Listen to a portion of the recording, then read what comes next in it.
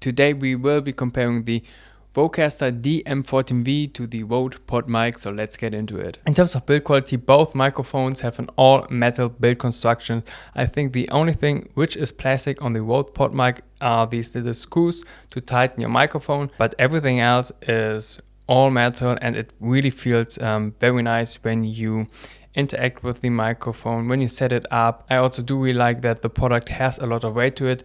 To me, that just feels like it has a good build quality. I'm just a very haptic person when it comes to my devices, so I really like that. And I also really like the unique aesthetic of the microphone.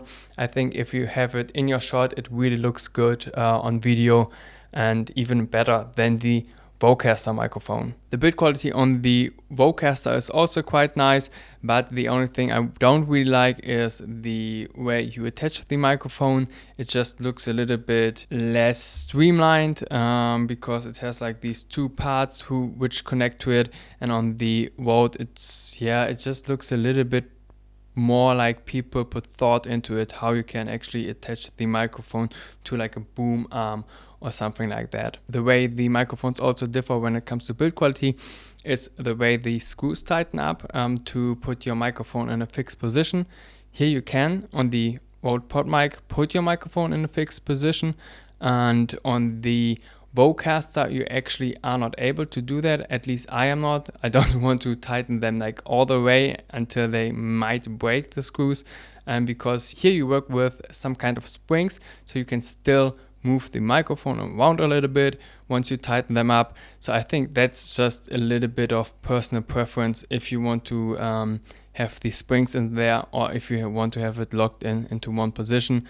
I'm sure you can also do that with the Vocaster microphone if you really tighten it up tightly, but I don't want to risk breaking the microphone. Alright, let's do a little gain test. The microphones are both set at around 75% on the Vocaster 2, and yeah, let's just see how loud they are or how quiet they are. This is a little test how the audio levels are on the Vocaster microphone, and this is a little test how the audio levels are on the Wandrd Podmic. Let's also do a sound rejection test with the Vocaster, and I'm just going to set this keyboard on my lap, type a little bit,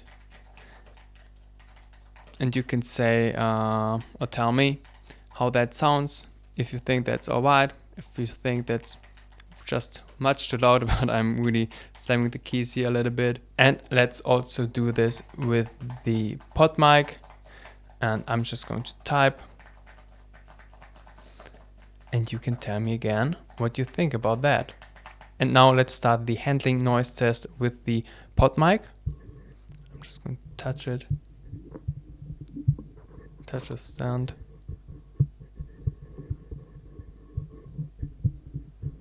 And now let's go over to the Vocaster. So let's do this also here.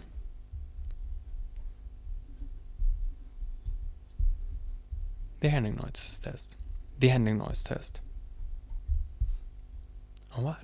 Alright, let's check for plosives, starting with the Vocaster. Peter Piper picks pages. Peter Piper picks pages. Peter Piper picks pages. Peter Piper picks pages. And now let's check how the Podmic handles plosives.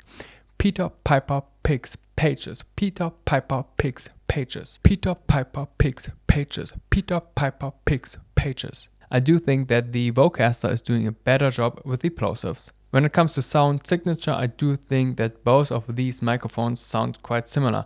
This is an example of the Wandrd Podmic, and this is an example of the Vocaster microphone. Like I said, in my opinion, they do sound quite similar. Alright, which microphone should you get? You pay around $100 for the Podmic and around $140 for the Vocaster microphone. And I do think that this is quite a hard decision. When it comes to the looks of these microphones, I really do prefer the Podmic. It just has something to it which really speaks to me. The only downside of this microphone is how it handles plosives, because the Vocaster is doing a better job. However, I do think that the performance when it comes to plosives is still totally fine on the Podmic, but obviously you know better what kind of performance is actually good enough for you. You could also use an external pop filter on this microphone and then the problem gets resolved. However, the look of this microphone is one of the main selling points, at least for me, and I don't want to ruin it with a pop filter. I will use the Vocaster DM14v for now on because I got a very good deal with the Vocaster 2 audio interface. However, if I would have paid the normal price for both of these microphones, then I probably would have gone with the Podmic because of the looks of it and also because of the build quality. If you like this video, please give it a like and also subscribe to my channel to see more tech content. I see you in the next one. Out.